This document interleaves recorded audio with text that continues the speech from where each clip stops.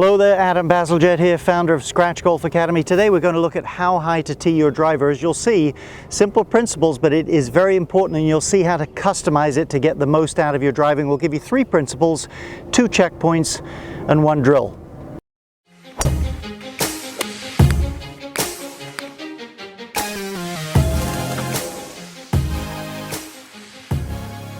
Briefly, if you're new to this channel, maybe you've watched Scratch Golf Academy videos before. If you haven't subscribed, I'd really appreciate it if you did. And if you subscribe, hit the red bell, you'll be notified every time a new video is coming your way.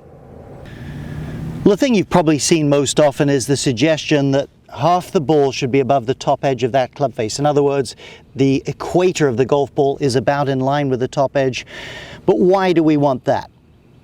Well, the reason is that the center of the club face is the most stable. Everybody knows that. You start hitting it off center, the club torques and twists, takes energy out of the shot. But when you hit it a little on the high side, what happens is it pushes the club back slightly. The ball launches higher with less backspin. When you hit it low on the face, pushes the club this way, the ball spins off the club, you get a low flying ball with too much backspin, robs you of distance. So if you're going to miss it, center is ideal, but a little above center is far preferable.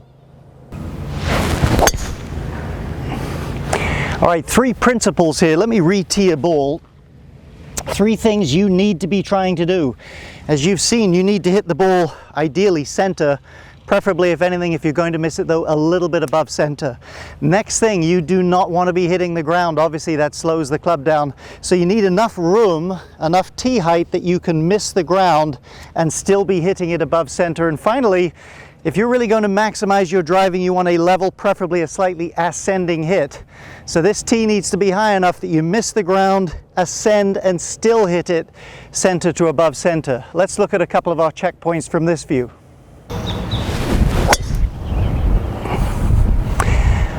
Okay, if you're hitting down at the ball too much, I promise you it is going to ruin your driving. You won't hit it very far and you won't make consistent contact. Now, most people don't have access to a launch monitor, not on an ongoing basis. That would tell you if you're hitting down at it. Here's 2 checkpoints. If you're in these categories, you are almost certainly hitting too much down at it. Number 1, do you break a lot of tees? Now, sure, the ground could be rock hard, the tee might break on a good shot, but generally speaking, if you break tees a lot, you're probably hitting down too much. And also, if you sky balls, if you hit balls off the top edge of that club and balloon them up in the air with any sort of frequency, again, you're hitting down at the ball too much. That's what this next segment, we've got a drill for that. Just let me say briefly though, spray chalk foot spray on the driver face, fantastic, gives you clear imprints as to where you're hitting it. Is it consistent? Is it in the right spot? Very, very helpful. I'd invest a few dollars in a can of chalk. This drill was shown to me recently by my good teaching buddy Andrew Rice. Here's how it goes. Take an empty ball sleeve, go the grip length, maybe slightly more ahead of the golf ball, and place that cardboard sleeve there.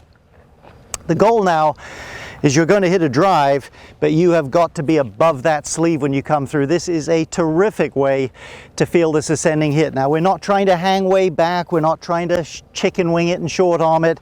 We want weight transfer, but we've got to feel enough tilt here and enough rise in the club to miss that box. A little bit harder than you might think. We'll see how I do. Okay. Going to overdo it a bit with a slight tilt. That wasn't bad there. I hit that in the heel, but I could certainly feel the rise. You do these things, understand the principles, play around with it, use that chalk. You can dial this thing in and really help your driving.